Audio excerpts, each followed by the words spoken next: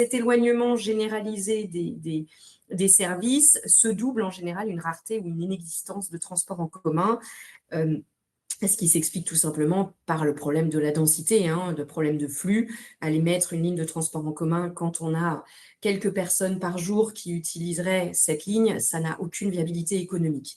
Donc l'idée, c'est de se dire quelles sont les solutions aussi. Et donc le constat, il est quand même assez clair et assez sombre pour les habitants de zones rurales, soyons clairs.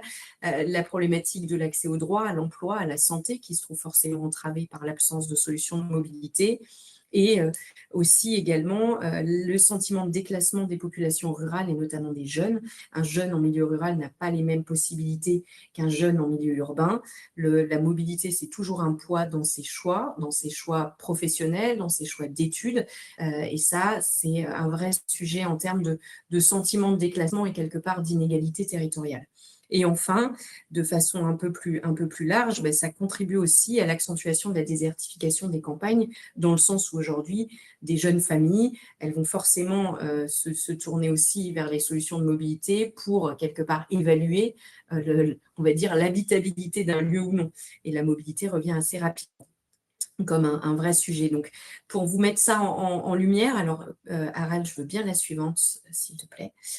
Chez Famille Rurale, on fait aussi un baromètre, je crois que c'est très à la mode.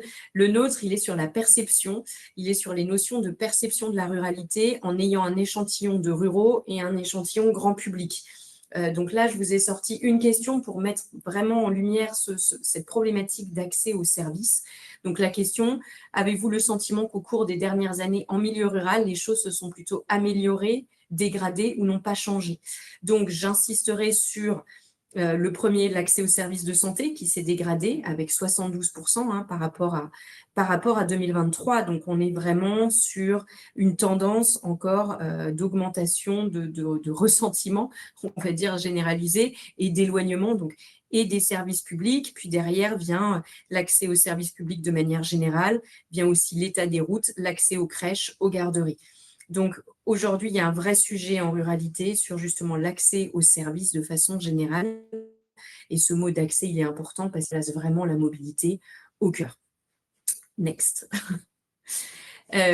C'était, voilà, donc pour nous, famille rurale, donc qui sommes-nous? Tout le monde ne nous connaît pas forcément. On est le premier mouvement familial associatif de France. Alors, quand on a dit ça, on n'a pas dit grand-chose encore. On fait beaucoup de choses chez Famille Rurale. On s'occupe principalement des familles à tous les âges de la vie. Donc, nous sommes gestionnaires de crèches, de périscolaires, de centres de loisirs, parfois de cantines scolaires également. Et on fait aussi beaucoup d'éducation populaire. Donc, dans tout cet univers-là, on fait aussi un peu de mobilité et c'est en cette capacité que je suis là ce matin. Donc, pour vous mettre quelques chiffres, on est à 27 000 familles adhérentes sur plus de 10 500 communes, donc un tiers des communes françaises quand même dans lesquelles on a un ancrage. 127 000 familles adhérentes, ça représente à peu près 400 000 personnes quand on parle en individu et non plus en famille.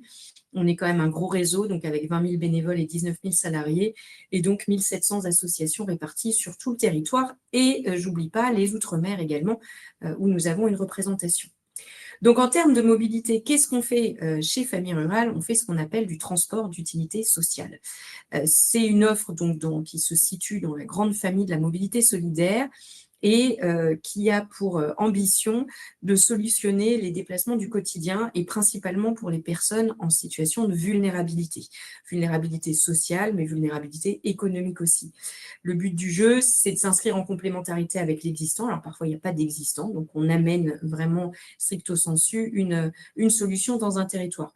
Le principe, il est très simple, c'est de mettre en relation, donc l'association se trouve au milieu et dans cette mise en relation, de conducteurs bénévoles qui disposent de leur propre voiture avec des bénéficiaires qui, eux, ont besoin de pouvoir se déplacer, principalement pour la santé, mais aussi pour les services de manière générale, voire pour des besoins autres, type une sortie culturelle ou aller voir ses proches. Et tout ça, ça fait partie du lien social.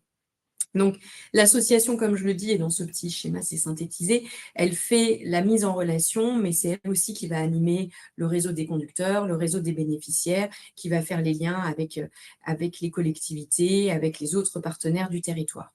La pratique, elle est encadrée par un décret de 2019 qui statue bien que le TUS, c'est un transport associatif, donc c'est vraiment de l'associatif. Il y a un défraiement qui existe et qui est fixé par un arrêté qui se situe aujourd'hui à 0,38 centimes du kilomètre, défraiement qui se fait directement entre le bénévole et le bénéficiaire.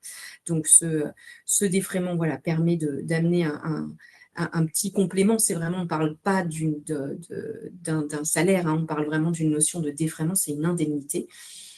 C'est aussi, donc comme je le dis, c'est de la mobilité solidaire, donc il y a le terme de mobilité avec vraiment cette notion de se déplacer d'un point A à un point B, mais il y a aussi cette notion de solidaire et c'est ça qu'il ne faut pas oublier dans le TUS, c'est avant tout du lien social, c'est de l'accompagnement, le conducteur bénévole, il attend la personne quand elle est à son rendez-vous médical, il l'attend et il la raccompagne après chez elle. Donc, il y a un vrai lien qui se crée, il y a un vrai lien au niveau des personnes, au niveau du territoire, au niveau des associations. Ça permet de faire vivre aussi tout un tissu vie associatif et solidaire.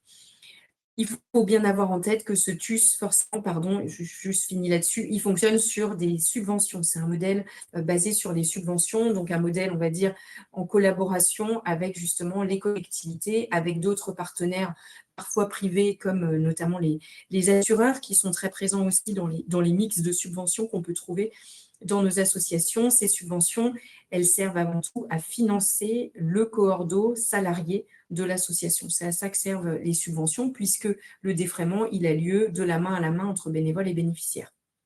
On peut enchaîner.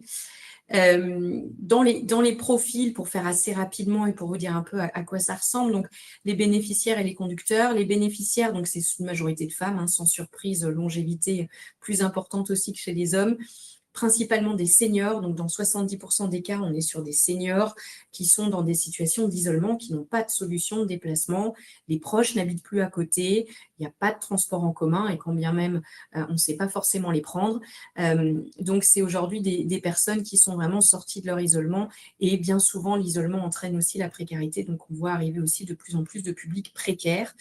Donc on a beaucoup les jeunes, on a du RSA, les personnes en situation de handicap, les familles monoparentales aussi, et une fois de plus, les femmes en première ligne, puisque bien souvent, la voiture qui est dans la famille, elle est utilisée par monsieur pour aller travailler, et donc la femme, elle se retrouve un peu le bec dans l'eau, et je ne vous parle même pas des situations où il y a eu effectivement séparation, et où bien souvent la voiture, elle était à monsieur, donc c'est monsieur qui part avec la voiture, il n'y a pas de permis de conduire, donc voilà, j'alerte aussi sur les situations un peu spécifiques des femmes, parce que bien souvent, on oublie que ce n'est pas les mêmes mobilités, ce n'est pas les mêmes enjeux, et donc il y a aussi un vrai travail à avoir d'accompagnement auprès des publics féminins. La raison des déplacements, déjà, comme je vous l'ai dit, beaucoup, le médical, mais l'accès aux services de façon générale et parfois effectivement des choses un peu qui peuvent paraître annexes, mais qui font partie de la vie et du fait de sortir de chez soi. Quant aux conducteurs, on est sur des jeunes retraités, donc c'est souvent un service de jeunes retraités pour des personnes âgées, des hommes et des femmes également, les deux, qui ont envie, c'est vraiment une volonté de s'engager dans un projet social, de se sentir utile, et puis parfois aussi, on l'entend souvent, de se dire, moi, quand je ne serai plus en capacité de conduire, je voudrais bien que quelqu'un fasse ça pour moi. Donc voilà, on est sur une vraie logique de solidarité, et c'est ça que je souhaite mettre en avant sur ces logiques de TUS. Suivant. Voilà, donc on y reviendra, Delphine vous en parlera également.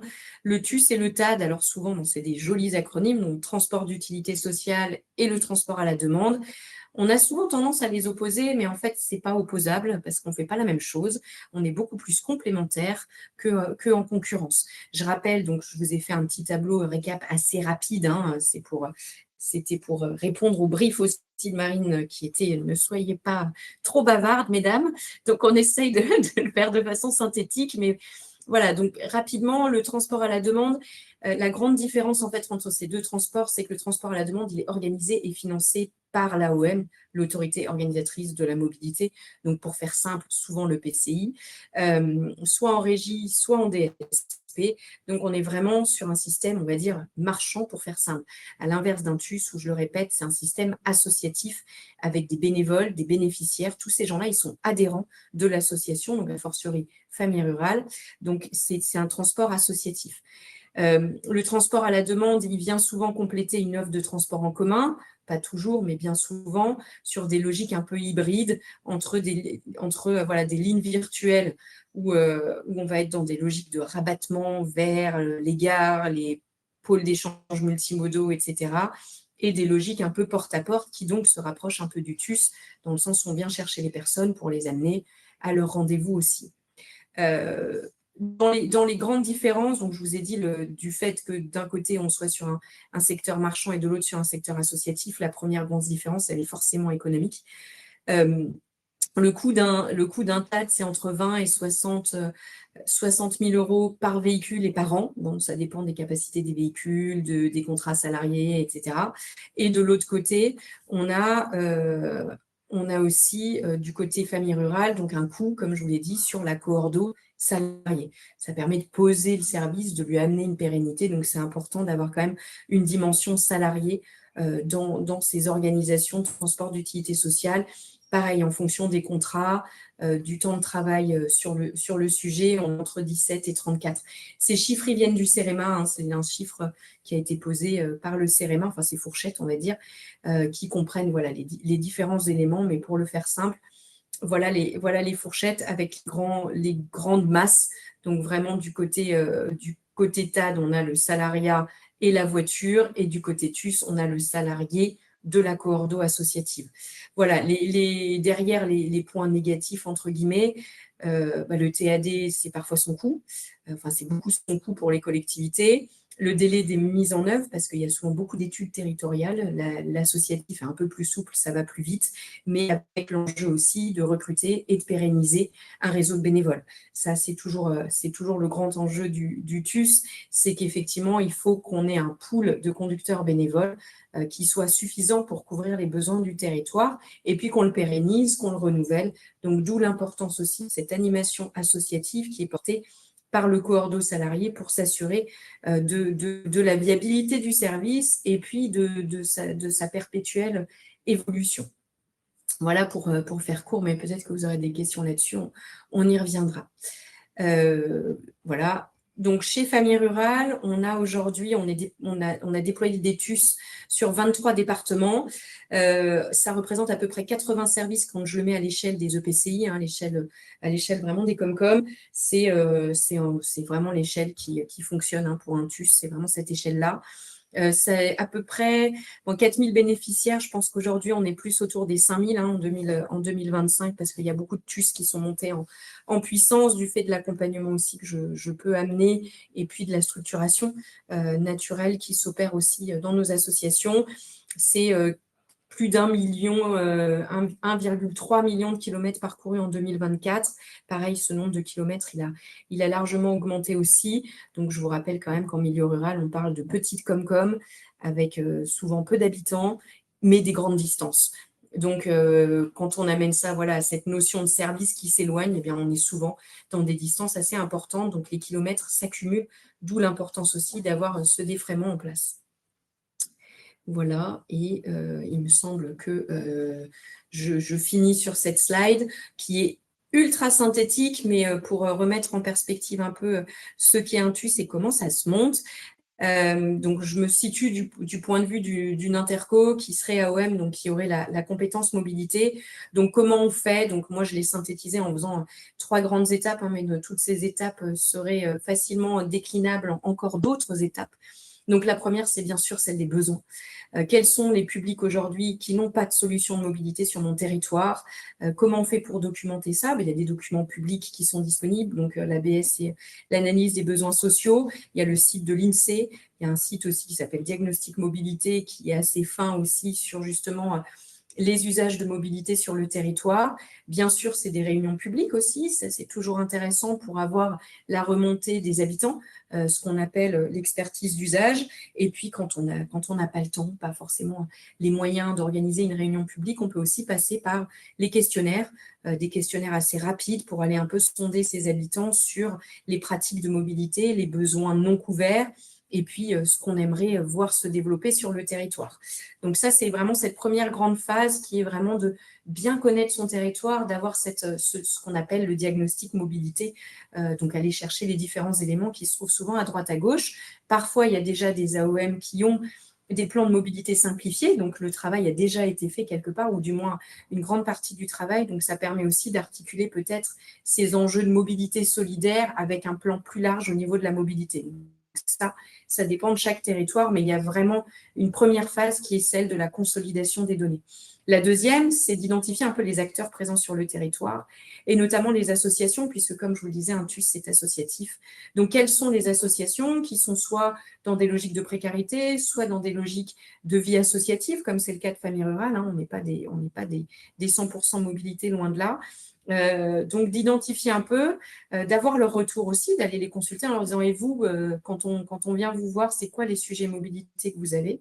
Et puis, bien sûr, d'avoir cette question de est-ce que vous auriez, je parle au conditionnel, la capacité d'initier ce type de service? Est-ce que c'est quelque chose que vous pourriez mettre en place, déployer, et puis voilà, de commencer à se projeter dans quelque chose?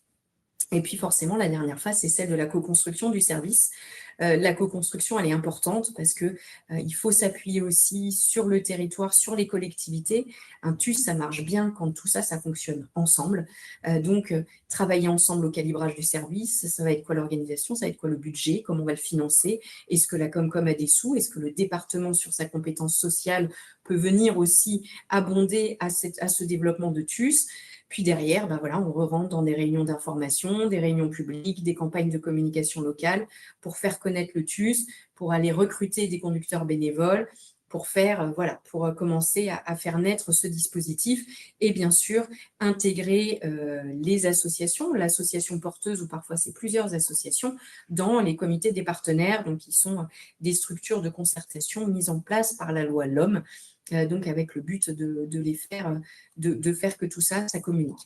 Voilà, donc le dernier point, ce sera celui de vous dire que l'animation, c'est essentiel à la réussite d'un service de TUS. Ce n'est pas du tout optionnel, c'est le cœur même de ces dispositifs-là, qui sont donc fondés sur vraiment l'énergie bénévole et puis l'utilité sociale, donc le solidaire, le lien social. Et ça, c'est de l'humain derrière, donc c'est de l'animation et donc forcément des coûts de fonctionnement. Voilà, je m'arrêterai là sur le sujet. J'espère que je n'ai pas trop dépassé. Merci beaucoup, Sophie. Il y a des questions dans le chat sur le TUS. On pourra y répondre à la fin, si ça te convient. Je passe tout de suite la balle à Delphine pour présenter le TAD. Merci Marine, merci Sophie. Bonjour à tous. En effet, je viens vous parler une petite dizaine de minutes du TAD et comment le TAD vient répondre aux enjeux de mobilité dans des zones peu denses. Courte intro sur Padam Mobility. Nous, on est leader du transport à la demande et du transport TPMR en France et en Europe. Vous le voyez sur la petite carte que vous avez sous les yeux. On est très présent en France. Et en Europe, sur plus de 350 territoires qui déploient nos solutions. Je fais un petit zoom sur la France, parce que c'est vraiment notre sujet aujourd'hui. On est présent à la fois sur des communautés de communes, donc c'est-à-dire sur des petits territoires, et le TAD, ça peut être aussi pris en charge par des régions. Les régions, c'est celles qui sont en bleu, et quand c'est pris en charge par des régions, ça veut dire qu'on peut opérer sur des grandes villes, mais également sur des zones rurales au sein même des régions. C'est la suite. Le TAD, c'est différents cas d'usage. Nous, notre raison d'être, c'est rassembler les communautés et désenclaver les territoires. Qu'est-ce que ça veut dire? Ça veut dire que le TAD TPMR, hein, j'entends, a différents cas d'usage. Il peut avoir des usages très urbains. C'est pas vraiment le cas du sujet d'aujourd'hui, mais c'est quand même intéressant de parler que à travers le TAD, on peut mettre en place des services de mobilité de nuit. On peut aussi, au sein de villes, relier et faire de la desserte sur des établissements de santé, en particulier sur des zones commerciales. Et on a aussi forcément des cas d'usage sur des zones peu denses. Ce qu'on appelle les zones peu denses, ça peut être déjà de la périurbanité et également de la ruralité. L'idée, que ce soit, principalement pour les AOM, l'idée de mettre, du TAD, c'est là où les lignes régulières, de bus coûtent trop cher, circulent à vide, et plombent le budget, mobilité, de l'AOM. Le TAD, donc ça vient répondre à des solutions, à des problématiques sociales. On en a parlé juste avant et je vais continuer à insister dessus.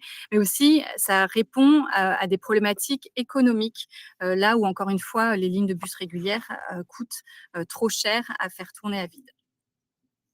Slide suivante. Donc Pada Mobility, nous, on est une entreprise logicielle, c'est-à-dire qu'on n'a pas de véhicule. En revanche, on vient s'inscrire au sein de politiques de transport public en répondant donc à des appels d'offres, et on travaille principalement avec des opérateurs et les AOM. C'est souvent de la coordination tripartite. Ce qu'on met, nous, à disposition pour les opérateurs, donc c'est une interface de gestion qui leur permet de pouvoir gérer leurs fiches de service, leur véhicule, et savoir exactement où le véhicule, par exemple, en ligne virtuelle, va pouvoir tourner. On met à disposition également des interfaces de réservation, quand les réservations sont possibles par des centrales d'appel. Pour les usagers, ceux qui vont pouvoir utiliser le service de TAD, on a une application qui leur permet, qui les notifie de quand le bus va arriver, à quelle heure il va les déposer, à quel arrêt et où ils doivent se rendre. Ils peuvent aussi saisir différents critères qui leur appartiennent. Par exemple, si jamais ils sont équipés d'un fauteuil roulant pour le temps de prise en charge, si jamais ils sont accompagnés d'enfants, pour prendre en compte le nombre de personnes qui montera à bord du bus. Pour le conducteur, on a une application, bien entendu, qui va lui faire, grâce à nos algorithmes, son trajet et qui va lui permettre, du coup, de prendre et de déposer les voyageurs en temps et en heure. Et on a aussi, bien entendu, et c'est le cœur du moteur, des interfaces de suivi de data et qui permettent, grâce à des indicateurs clés, de piloter l'ensemble de l'activité TAD-TPMR sur un territoire. J'ajoute juste ici qu'on opère en marque blanche. On peut tout à fait enchaîner sur Orléans. C'est un cas d'usage, c'est un exemple où il y a différents cas d'usage. Donc, on opère en marque blanche. La métropole d'Orléans, son service de mobilité s'appelle Tao. Pour Padam Mobility, le cas Tao, c'est vraiment un cas d'école. Pourquoi? Parce qu'on a commencé à travailler donc avec Keolis et l'AOM en 2018. Il y a une petite animation sur la droite qui, en gros, démontre la manière dont le service de TAD s'est organisé autour de la ville d'Orléans pour relier donc ces zones un peu moins denses entre elles déjà, puis faire le lien avec les autres systèmes de mobilité déjà en place au sein de la ville.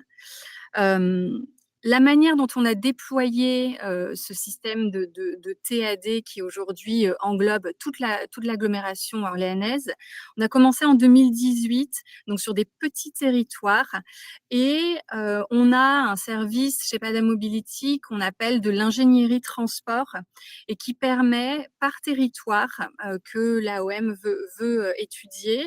On fait des études de faisabilité, on fait de la modélisation de la demande en fonction de différents critères socio-éco, et ça permet de faire des simulations de demande et de nouveaux trajets.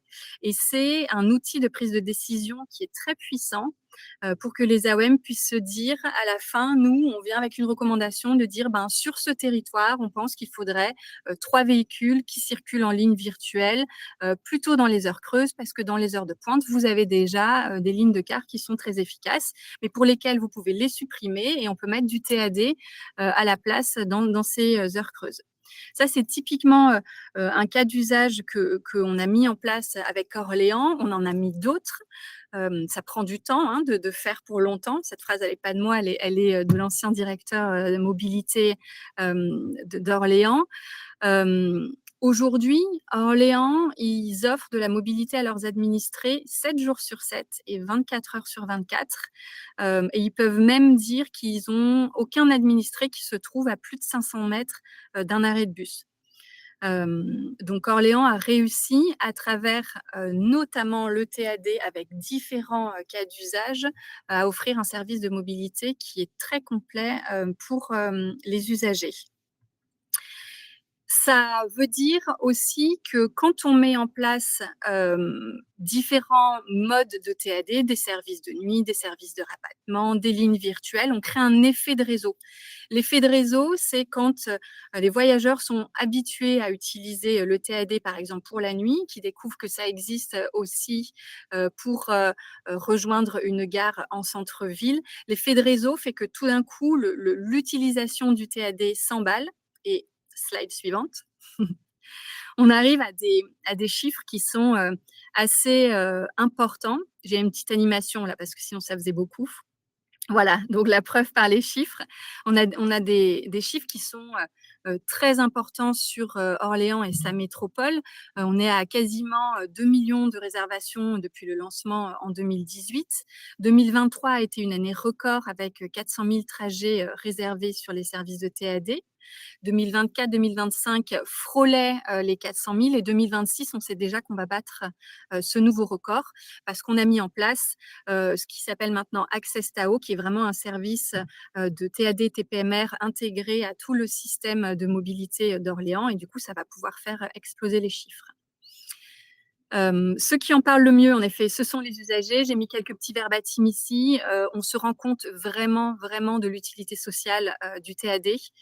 Ça permet à des gens en zone périurbaine et rurale de pouvoir l'utiliser et tout d'un coup de pouvoir ne plus prendre la voiture, on l'a dit, qui forcément n'est pas disponible au moment où les gens en ont besoin, et d'avoir un service qui est quasiment personnalisé quand on a, par exemple, des lignes virtuelles.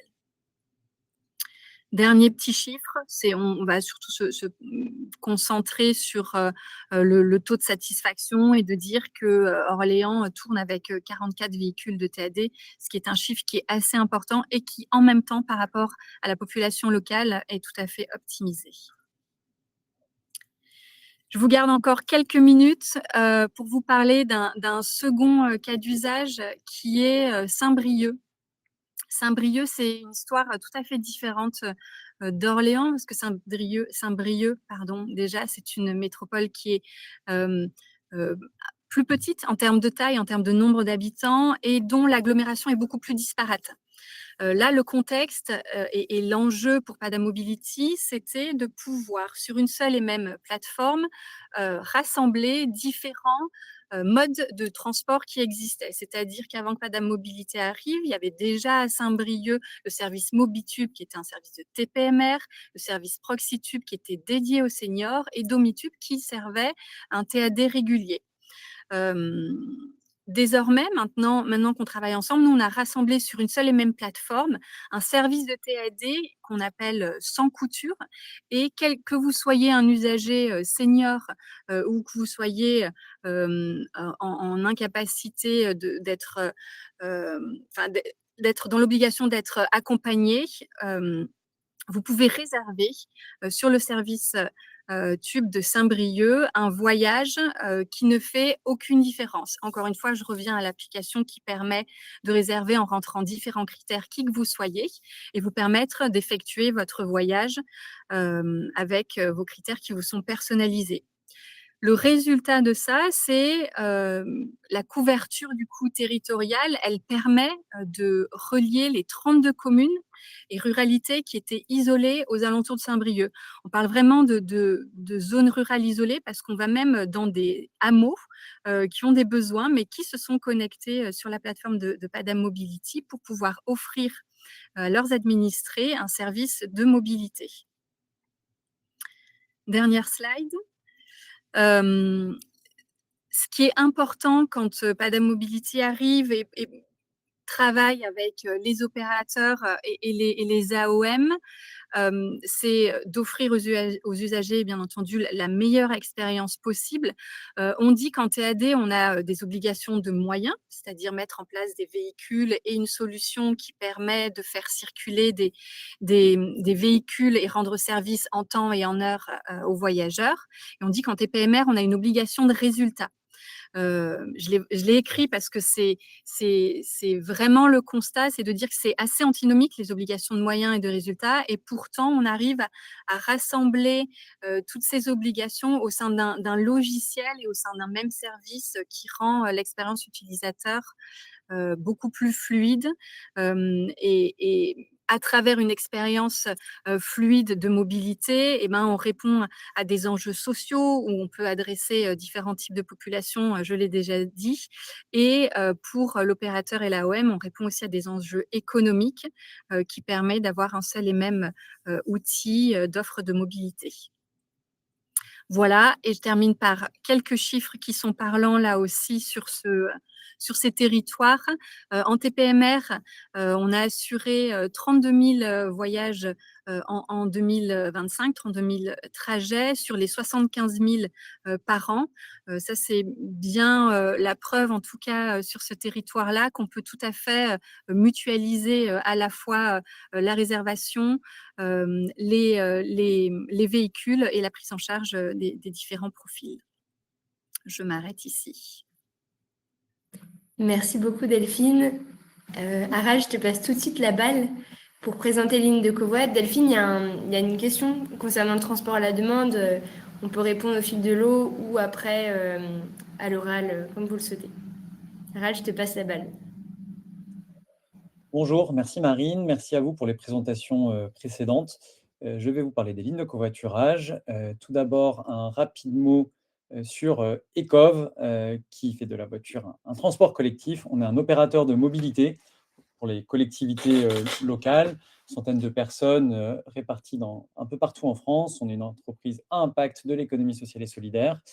On est financé via les projets que l'on mène pour les collectivités locales et par des financeurs de long terme, par exemple la Caisse des dépôts et consignations.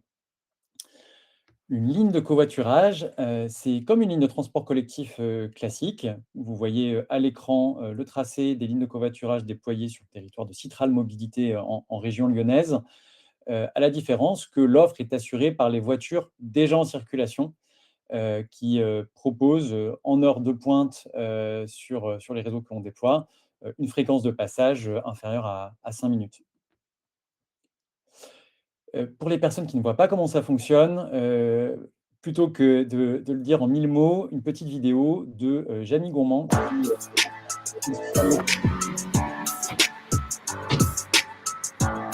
Bon, bah, c'est à moi d'essayer maintenant. Alors, j'ouvre l'application. Je vais à Pont d'Oxford depuis Champfeuillet. Voilà. Et effectivement, il y a quelques voitures dans les parages. Je ne devrais pas attendre très longtemps. Vous aussi, vous attendez un véhicule? Oui. Vous allez où? Je vais au Pont d'Oxford, à Grenoble. Ah bah ça tombe très bien, moi aussi. Pont d'Oxford, j'ai déjà commandé un véhicule. Moi aussi. Oui. Mais puisque j'en ai commandé un, vous n'êtes peut-être pas obligé d'en commander? Si, parce que c'est important qu'ils sachent que j'existe. D'accord. Comme ça, je prends la place aussi et l'application va rémunérer mon conducteur. Mais on pourra prendre le même? Avec plaisir, si on va au même endroit. Ouais. S'il y a de la place. C'est quoi votre prénom? Marie. Marie, très bien. Moi, c'est Jamie. Enchantée. Bon, enchanté. Est-ce que c'est notre voiture? Oui. C'est notre voiture? Je crois que c'est notre voiture, je vais demander. Bon, eh ben, on va s'approcher. Bonjour, vous allez au Pont d'Oxford? Oui. Alors, on a un passager un peu spécial. Bonjour, madame. On peut filmer? Allez-y, Voilà. C'est gentil. Merci beaucoup. Je vais m'installer au milieu. Bonjour. Bonjour. Alors, moi, c'est Jamie. Et vous? Virginie, enchantée. Enchanté, Virginie. Alors, moi, je ne connais pas. C'est la première fois que j'utilise l'appli. Ça coûte combien, tout ça? Ça vous coûte combien, Marie? À moi, rien. En fait, pour les passagers, en fait, ont leur trajet offert. D'accord. Donc, vous, Virginie, évidemment, vous ne faites pas ça gratuitement. Alors, ce n'est pas ma motivation première, mais oui, effectivement, je suis rémunérée. Donc, 1 euro si je ne prends pas de passagers et 2 euros par passager supplémentaire. Voilà pour l'explication du fonctionnement. Je vous invite à regarder le reportage dans son intégralité si le format vous plaît. Le projet sur lequel il a été tourné, c'est M-Covoit Ligne Plus, qui est déployé par le SMAG dans la région grenobloise. Ici, vous voyez qu'on dessert la métropole de Grenoble depuis les territoires voisins, notamment depuis des communes qui sont plutôt dans le périurbain, mais pour certaines aussi déjà dans le rural autour de Grenoble. Et le service s'adresse aussi à un bassin de population élargi. On a pas mal d'usagers qui se rabattent en voiture vers les arrêts de départ. Donc, ça permet une accessibilité élargie aussi aux territoires ruraux de la métropole de Grenoble. Comme vous l'avez vu, c'est un service qui fonctionne avec une application qui permet notamment le partage de frais et une indemnité supplémentaire pour les conducteurs au lancement de leur trajet. Ça permet également une garantie départ, c'est-à-dire qu'on envoie un taxi ou un VTC si jamais les passagers attendent trop longtemps aux arrêts. On propose aussi une assistance téléphonique aux usagers sur ce type de service. L'offre est donc assurée par des conducteurs et des conductrices qui sont géolocalisés et visibles dans l'application. À titre d'exemple, en 2025, on a eu une centaine de milliers de sièges libres proposés par les conductrices et les conducteurs. Et c'est ça qui permet de proposer une fréquence de passage élevée et en l'occurrence une information voyageur aussi en temps réel aux usagers, ce qui permet, et là j'ai mis quelques exemples à l'écran, à pas mal de personnes de basculer de la voiture solo, souvent d'abord en tant que conducteur du service, puis en tant que passager. Au-delà de ce report depuis la voiture solo, il y a aussi une complémentarité qui est assumée avec l'offre de transport collectif existante, notamment avec les lignes de bus, les lignes de car express qui sont sur certains des mêmes axes, avec l'objectif d'avoir un service très performant qui allie fréquence et fiabilité. Et donc, on dit aux passagers, partez avec le premier des deux qui passe. Et parmi les origines modales de nos usagers, on a une dizaine de pourcents des usagers qui étaient auparavant utilisateurs principalement du car et qui poursuivent souvent aussi leur utilisation du car en prenant l'un ou l'autre ou en prenant par exemple en utilisant les lignes de covoiturage le jour où ils ont un problème sur la ligne de car. On a un usage qui progresse fortement. Je vais pas rentrer dans le détail, vous l'aurez dans les diapos qui vous seront partagés à l'issue du webinaire d'aujourd'hui. Le service permet de nombreuses rencontres via le mode de rencontre qui est en fait aléatoire entre les conducteurs et les passagers. On a déjà généré plus de 19 000 rencontres via ce service sur le territoire, avec aussi des histoires plus qualitatives de personnes qui expliquent avoir rencontré leurs voisins ou s'être fait des amis via le service. On est aussi sur un service qui est pensé en complémentarité avec le reste de l'offre de covoiturage. Le SMAG déploie aussi une offre de covoiturage planifiée qui est opérée par Caros, qui s'appelle M-Covoit Rendez-vous, et des lignes de covoiturage simplifiées qui sont opérées sous la marque M-Covoit Pousse. Ces lignes de covoiturage simplifiées, elles sont déployées dans des secteurs plus ruraux de la métropole et du plateau du Vercors à côté. Elles fonctionnent sans application, sans partage de frais, sur un principe de solidarité. Et là, les passagers, cette fois-ci, se rendent aux arrêts, appuient sur un bouton plutôt que lancer leur app, et leur demande est diffusée sur les panneaux lumineux qui sont au bord de la route. On arrive aussi à atteindre des temps d'attente très faibles. On est sur des axes routiers un peu plus simples. Les arrêts peuvent être positionnés, par exemple, dans des centres-bourgs ou en sortie de bourg, et on a un taux d'arrêt des conducteurs qui est très élevé sur un principe de solidarité. Pour changer de territoire, j'ai de nouveau une petite vidéo qui montre comment ça fonctionne, cette fois-ci du côté de Courchevel, qui a déployé un réseau il y a un peu plus d'1 an. Don't wait for tomorrow. Live for today. Keep chasing the sunshine and go out and play.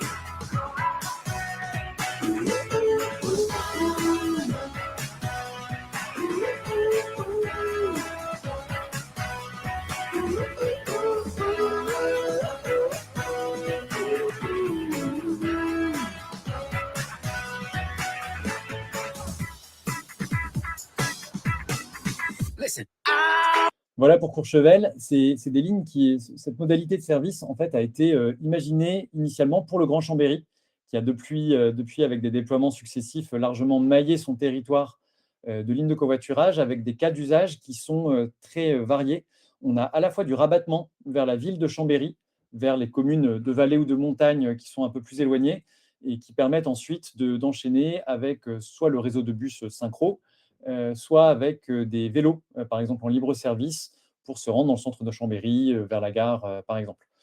On a aussi la desserte de stations de ski, et puis des cas de trajets quotidiens pour du domicile-travail et aussi du domicile-études, avec notamment un public jeune qui utilise pas mal le service pour se rendre au lycée, voire au collège, avec des groupes d'adolescentes et d'adolescents qui covoiturent à plusieurs. Ici, donc, à la fois, on génère des nouvelles pratiques avec des personnes qui lâchent leur voiture, et puis ça permet aussi d'institutionnaliser et d'encadrer une pratique de stop préalable. Je ne rentre pas dans le détail du retour d'expérience de Courchevel, vous l'aurez dans les diapos de suivi, mais vous pouvez retenir qu'il y a un usage qui est, en l'occurrence ici, très saisonnier. On peut observer ce type d'usage dans d'autres territoires de montagne. Je passe plutôt à d'autres cas d'usage dans d'autres territoires, cette fois-ci ruraux, non montagneux. En commençant par un territoire alsacien dans le pays du Sundgau, où l'objectif est de desservir la ville-centre et notamment sa gare depuis les communes non desservies par une offre de transport collectif qui sont situées entre 5 et 15 km de la ville-centre. Une autre collectivité qu'il a déployée, c'est la communauté de communes du Gévaudan. Idem, on est de nouveau sur l'accès aux deux principales communes centres de service du territoire et aussi sur la desserte d'une base touristique autour d'un lac avec à la fois des usages quotidiens et des usages saisonniers. Et enfin, un autre cas d'usage intéressant, c'est celui du Pays Cœur d'Hérault. Donc, on a quelques dizaines de kilomètres de Montpellier. Et là, on est en renfort d'une ligne de car qui a une fréquence relativement limitée, notamment qui passe quasiment pas en heure creuse. Et on observe un usage qui se croise entre la ligne de car et la ligne de covoiturage, à la fois des usagers qui partent avec le premier véhicule qui passe, que ce soit un car ou une voiture qui s'arrête, et puis une utilisation accrue de la ligne de covoiturage en heure creuse quand le car ne passe pas.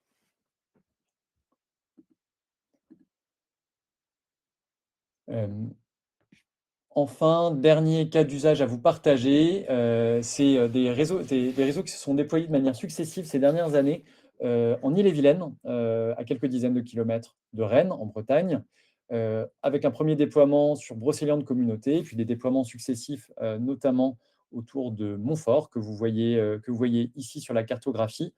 Et donc là, on est sur un objectif aussi de désenclavement, avec des solutions pour des habitants qui ne sont pas desservis par une offre régulière de transport. Ce qui est intéressant, c'est que ces EPCI qui n'ont pas de syndicat mixte ou d'entité supra commencent à se coordonner de plus en plus sur l'animation territoriale du service. Donc, ça génère aussi un projet de coopération territoriale. Et au-delà du cas d'accès à la mobilité pour des publics non motorisés ou pour qui utiliser sa voiture, ça coûte cher, on a aussi des cas, même sur ces lignes simplifiées, qui vont jusqu'à la démotorisation. Et je vais conclure ma présentation, presque conclure ma présentation sur, en tout cas, des lignes de covoiturage par le témoignage d'un usager qui explique.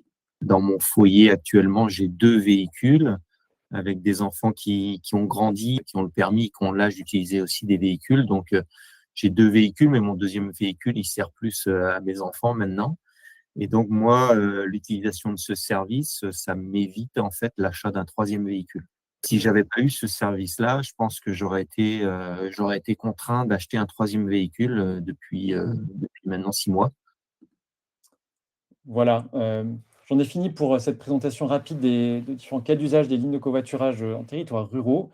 Pour ouvrir et faire le lien aussi avec les présentations précédentes, Ecov porte avec d'autres partenaires un projet de R&D financé France 2030 qui s'appelle Mobipart, qui a à la fois qui consiste à la fois à faire des modélisations, mais aussi à faire des expérimentations terrain sur la coordination des différents modes de transport dans les territoires peu denses, parce que tout ce qu'on vous a présenté aujourd'hui, donc les lignes de covoiturage, le transport à la demande, le transport solidaire, les transports collectifs classiques, peut se compléter. Aujourd'hui, c'est très imparfait. On a démontré dans des modélisations qu'on pouvait aller chercher beaucoup plus d'utilisateurs en coordonnant toutes ces offres sur des territoires plutôt qu'en en déployant, bien sûr, que certaines, ou en les déployant de manière séparée. Donc, on va avoir des phases d'expérimentation qui vont viser à la fois avec des approches théoriques et à la fois avec des approches très pratiques et sociologiques à mesurer ça, à mesurer l'impact de ce bouquet de services dans les territoires ruraux. On est convaincu que c'est ça l'avenir des mobilités dans ces territoires, à la fois pour permettre l'accès à la mobilité et puis pour permettre aussi la transition écologique des mobilités dans ces territoires. Et j'en ai fini. Merci beaucoup, Harald. On va prendre rapidement les questions qui ont émergé pendant la discussion. Les premières questions au sujet de ta présentation, Sophie, sur le TUS. Je vais les lire tout en même temps, il y en a 2. Est-ce qu'une collectivité peut communiquer librement sur l'activité d'une association et donc promouvoir par le biais de ses services un TUS? Et quelle zone géographique pour un TUS sorti du territoire de l'EPCI? Est-ce nécessaire de coopérer entre EPCI pour le développer? Je te laisse répondre oralement si ça te va. Yes. Merci Marine. Ouais, alors en termes de communication, aucun souci, bien sûr, et c'est même recommandé. Et ça fait justement partie de cette approche partenariale que la collectivité, les collectivités se saisissent du sujet et en parlent et parlent du dispositif. C'est comme ça aussi qu'on arrive à justement toucher plus de bénéficiaires. Voilà. Donc ça, oui, il n'y a aucune contre-indication, il n'y a pas de souci. Sur la deuxième question, malheureusement, c'est les effets frontières. Hein. C'est clair que d'un EPCI à l'autre, c'est pas toujours évident. Ce qui se passe souvent, nous, ce qu'on voit, c'est qu'en fait, il y a un premier EPCI, une première Comcom qui va monter son service de TUS et en fait, les Comcom alentours vont faire la même chose. C'est ce qu'on appelle le principe de l'essaimage. Donc, c'est vraiment du développement en tâche d'huile. Donc, en général, c'est ce qui se passe. Après, il y a d'autres instances, des instances supra aussi, type les PETR, type parfois les pays qui existent encore et qui ont une existence aussi, dans lesquels en fait les EPCI ensemble vont monter le service de TUS, donc le faire grandir et le concevoir dès le début dans une logique plus vaste en termes de territoire. Donc c'est vrai qu'il y a là-dessus, il y a des endroits où j'ai des effets frontières, mais souvent ils sont levés dans le temps avec le fait que la première EPCI qui se lance, elle fait un peu le test pour les autres, et puis derrière, ça se déploie. J'ai aujourd'hui des départements qui sont quasiment intégralement couverts dans leur dimension rurale, hein, puisque nous, famille rurale, comme notre nom l'indique, on se situe vraiment dans ces espaces géographiques-là. Donc le territoire de la Manche, du Calvados, dans le Grand Est, il y a la Marne qui est très bien couverte. On a aussi l'Indre-et-Loire, où il y a beaucoup de services de TUS et qui fonctionnent en partenariat avec les services de TUS de la Croix-Rouge. Donc voilà, aujourd'hui, ça s'articule sur les territoires aussi. Et nous, entre acteurs de transport d'utilité sociale, on travaille aussi à justement s'intégrer pour pouvoir répondre à tous les besoins territoriaux. Ok, merci beaucoup Sophie. Il y avait une question aussi sur les TAD, Delphine. Y a-t-il un seuil critique pour que les TAD soient efficaces? Nombre d'habitants sur un territoire ou une commune donnée? Alors, merci pour cette question. C'est une vraie question. En réalité, il y a différents critères qui doivent être pris en compte et analysés conjointement. Il y a bien évidemment la densité de population, mais dans cette densité de population, il y a aussi sa répartition géographique. Il y a des critères aussi de demande de mobilité. Combien de personnes ont besoin de ce service, à quels horaires, pour quels motifs. Ça va aussi peut-être permettre de voir quel type de modèle de service on pourra mettre en place par la suite. Est-ce qu'elle peut quelle est l'offre de transport existante? C'est souvent pertinent le TAD quand ça vient se fondre dans un réseau déjà existant et structurant, de bus en complément, mais aussi de tram quand on passe de périurbanité à une zone urbaine un peu plus dense. Et puis, il y a aussi l'objectif de la collectivité, le modèle d'exploitation de l'opérateur. Voilà, il y a pas mal de critères, en gros, à faire se rencontrer. J'en parlais tout à l'heure, régulièrement, ça nous arrive de faire des études d'ingénierie de transport, justement, avec ces systèmes d'études de faisabilité, de modélisation de la demande et de faire des simulations. Et du coup, ça prend en compte tous ces critères-là. Donc ça prend en compte en effet la densité de population, mais aussi les autres critères que je vous ai cités. Merci beaucoup Delphine. Et Harald, il y avait des questions aussi sur les lignes. J'ai vu, je peux y répondre sans Vas-y, problème. Tout je t'en d'abord, un prie. correctif. Merci Félix. Effectivement, il y a bien un syndicat mixte en Bretagne, c'est Bretagne Mobilité, bien sûr. Ce que je souhaitais souligner, c'était simplement que les projets que j'ai présentés en Ille-et-Vilaine ont été lancés par les communautés de communes directement et pas portés par un syndicat comme ce que j'avais présenté précédemment pour le territoire grenoblois ou lyonnais. Mais évidemment, Bretagne Mobilité est le syndicat mixte de mobilité sur la région. Et une autre question enfin trois questions de Florent. Comment recrutez-vous les conducteurs? Quel est le seuil minimum de conducteurs nécessaire par ligne pour pouvoir fonctionner? Et pourquoi des lignes s'il y a déjà un service de covoiturage? Alors, on peut se déployer sur de nombreux axes. On ne va pas avoir les mêmes seuils selon les typologies de territoire et d'axes. On peut avoir des gros axes routiers, par exemple des autoroutes. Dans ce cas-là, on a des flux massifs et on va chercher à en capter juste une toute petite partie de ce flux avec des outils numériques et des incitations financières. Et on a des territoires plus ruraux. On peut en fait aller assez loin dans les territoires du moment qu'on a suffisamment de conducteurs pour qu'ils s'arrêtent en moyenne toutes les 5 minutes. Mais c'est assez facilement obtenable. On a des taux de participation observés quand on se met au bord de la route de 1 sur 5, voire 1 sur 4 ou 1 sur 3 conducteurs qui s'arrêtent dans certaines communes rurales. Donc en fait, on peut descendre assez bas dans les territoires ruraux sur le nombre de voitures qui passent par heure sur une origine-destination. Pourquoi les lignes s'il y a déjà un service de covoiturage? J'imagine de covoiturage planifié, en l'occurrence, type Caros ou Blablacar. En fait, c'est des services qui sont complémentaires. On l'a mesuré de diverses manières. Mais pour résumer, on a des populations qui sont assez complémentaires parmi les usagers. Les usagers du covoiturage planifié, ce sont généralement des personnes qui ont déjà un binôme ou qui ont trouvé un binôme via la plateforme et qui covoiturent régulièrement et qui apprécient le fait d'avoir un binôme sécurisé et régulier. Sur les lignes de covoiturage, on apporte plutôt une flexibilité dans le temps, c'est-à-dire qu'on enlève la contrainte horaire et d'organisation liée au covoiturage pour permettre aux gens de l'utiliser comme ils utiliseraient un transport qui passe toutes les 5 minutes en ville. En fait, je pars de chez moi, j'ai rien réservé et je pars. Et ça correspond à une autre catégorie d'usagers, ça se recoupe en partie, mais on l'observe parmi nos usagers et puis les travaux plus théoriques le montrent, c'est que l'absence de réservation et la fréquence permettent de toucher notamment des personnes qui ne sont pas prêtes aux contraintes horaires sur leur trajet du quotidien.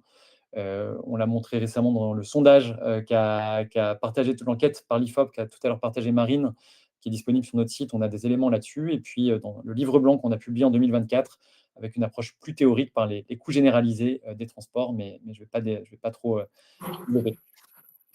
Merci Harald. Il y a juste un mot sur le recrutement des conducteurs. C'était aussi la première question. Comment on s'y prend? Alors, par à la fois des plans de communication qui sont multicanaux, 360, et par de l'animation territoriale. Sur les territoires, on déploie des mobilisatrices et des mobilisateurs de communautés qui vont faire des animations dans les entreprises, dans les communes, auprès des prescripteurs du territoire. Et on lance les lignes en commençant par une mobilisation des conducteurs. Et le jour où on ouvre, on ait déjà des temps d'attente performants pour les premiers passagers pionniers. Super, merci beaucoup. On va terminer parce qu'il est presque 13 heures. N'hésitez pas, dans le mail, en fait, on a personnalisé le mail Livestorm que vous allez recevoir à la suite de ce webinaire. Et à l'intérieur, vous trouverez le replay, les slides qu'on vous a présentés, que vous pouvez télécharger, et une très courte enquête de satisfaction qui dure 10 secondes, prend 10 secondes à remplir, qui nous aide vraiment, nous, pour pouvoir... voilà, on est dans une démarche d'amélioration de ces webinaires. On est vraiment preneurs et preneuses de vos retours. Et très rapidement, vous pourrez nous retrouver, nous, ECOV et PADAM, aux Journées Agir qui se tiennent du 6 au 8 octobre à Angers. On sera là physiquement. Famille Rurale est en train de mener tout un travail vraiment intéressant sur le TUS, une étude d'impact qui a commencé, un travail aussi avec les acteurs du TUS pour caractériser et référencer le TUS existant et voir, donc regarder comment ces projets fonctionnent pour construire un référentiel sur le TUS. Donc voilà, on a hâte que ces travaux puissent être publiés, visibles et voilà. Nous, côté ECOV, on a lancé un baromètre des sièges libres Le lien figure aussi dans le mail qui va suivre. On vous invite à aller regarder ce que c'est. Et voilà, et on vous remercie. Merci beaucoup encore à tous et toutes d'avoir participé et on vous souhaite une très belle journée. À bientôt. Merci beaucoup, à bientôt. Merci. À bientôt.